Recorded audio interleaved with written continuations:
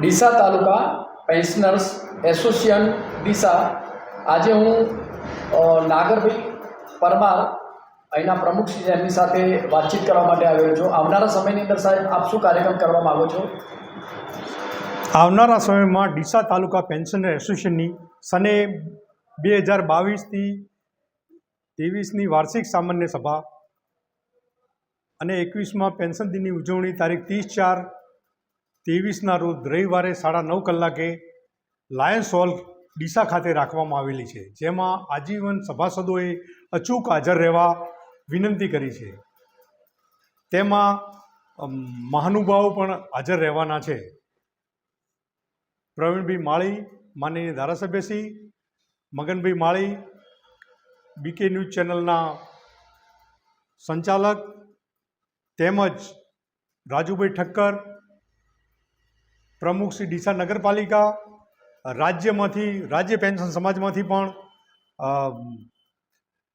જે દરજી સાહેબ અને જિલ્લા પેન્શન સમાજમાંથી SS વાઘેલા સાહેબ પણ ઉપસ્થિત રહેવાના છે।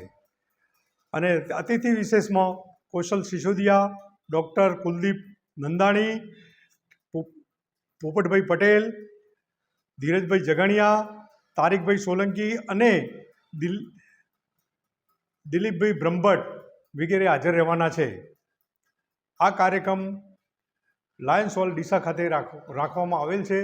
તેમાં વયોવૃદ્ધને શાલથી સન્માન કરવાનું છે, ઉપરાંત એમના પૌત્ર પૌત્રીને ઇનામ વિતરણ કાર્યક્રમ પણ છે। તો તમામ ડીસા તાલુકા પેન્શન એસોસિએશનના સભાસદો અચૂક હાજર રહે એવો મારો અનુરોધ છે, વિનંતી છે। સરે એવું જણાવ્યું છે કે દરેક ડીસા પેન્શનર્સ એસોસિએશનના જે સભાસદો છે પરિવાર સાથે અહીંયા અચૂક હાજરી આપશે એવું એમને જણાવ્યું છે। Thank you very much sir.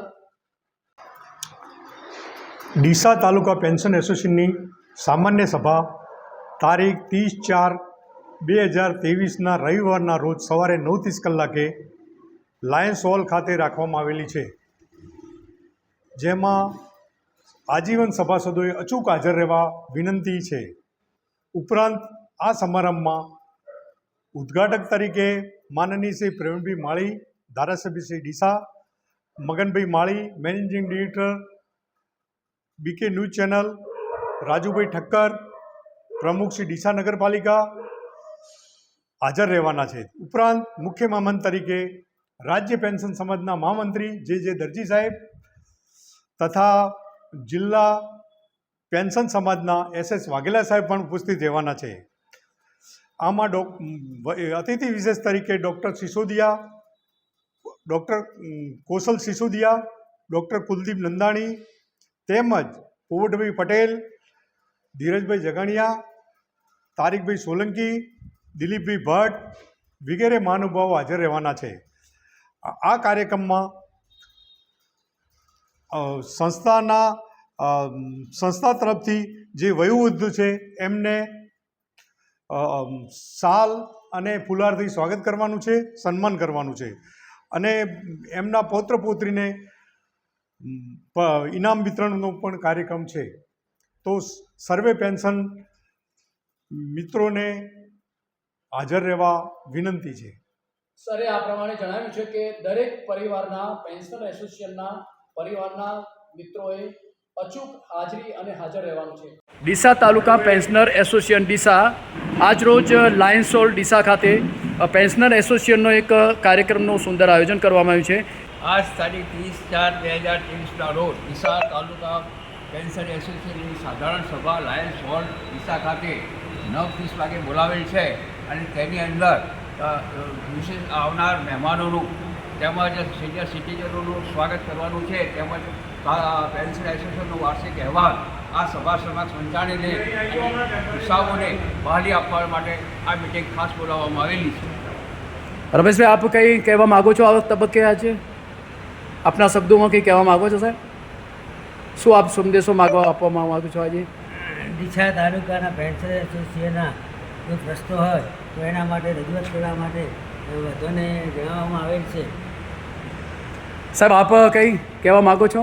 એટલે આમાં વયોવૃદ્ધનું સન્માન ઉપરાંત આપણે મહેમાનોનું સ્વાગત અને જે વયોવૃદ્ધ અને વિદ્યાર્થીઓનું તેજસ્વી તાલાનું સન્માન. સાહેબ આપને વિશે કંઈ કહેવા છે? ડીસા તાલુકામાં આપણું પેન્શન એસોસિએશન મંડળ આજે 21મા વર્ષમાં 23 વર્ષથી ચાલી રહ્યું છે આપણે, અને એમાં પેન્શનોને લગતા તમામ પ્રશ્નોનો નિકાલ કરવામાં આવે છે. કાયમી અહીંયા ઓફિસ આપણી દીપમાલામાં ચાલુ છે, અને જે પેન્શનરોને કોઈ પણ જાતની મુશ્કેલી હોય તો તે એમની રજૂઆત અહીંયા ચાલુ દિવસોમાં સવારે 10થી 11:30 સુધી આપણી ઓફિસ ચાલુ હોય છે, અને પેન્શનરોના તમામ પ્રશ્નોનો અહીંયા નિકાલ કરવામાં આવે છે. સાહેબ શ્રીએ વાત એવી કરી કે આજના દિવસે ડીસા તાલુકા પેન્શનર એસોસિએશનની અંદર ખૂબ સરસ સુંદર આયોજન કરેલું છે, અને આયોજનના ભાગરૂપે બધાની વ્યવસ્થા પણ સુંદર રીતે કરેલી છે. આપ નાથાભાઈ કંઈ કહેવા માગો છો તમે? હાજી, હું પેન્શન એસોસિએશનનો ખૂબ આભાર માનું છું, કારણ કે હું નિવૃત્ત થયા પછી મારે બાયપાસ સર્જરી કરાવેલી, એનો 6 મહિના થવા આવ્યા હતા, પણ મંડોરી સાહેબે મને સલાહ આપી કે તમે ગમે ત્યારે કેસ મૂકી શકો છો, અને એમની સલાહથી મેં કેસ મૂક્યો તો મને લગભગ 80,000 રૂપિયા જેવું આપ્યું છે, વળતર આપ્યું છે. એટલે આ માટે હું એસોસિએશનનો આભાર માનું છું, અને ખાસ કરીને મંડોરી સાહેબનો. બહુ વિદ્વાન છે, ઘણી સારી આપણને સલાહ આપે છે, અને એમની સલાહ મુજબ આપણે કામ કરીએ તો આપણા પ્રશ્નોનો હલ થાય છે. તમારે પણ કોઈ પ્રશ્ન હોય તો આ પાસે સંજોગ કરી શકો છો. ખૂબ જ્ઞાની આપણી પાસે વડીલો છે, એનું માર્ગદર્શન લેજો. આભાર.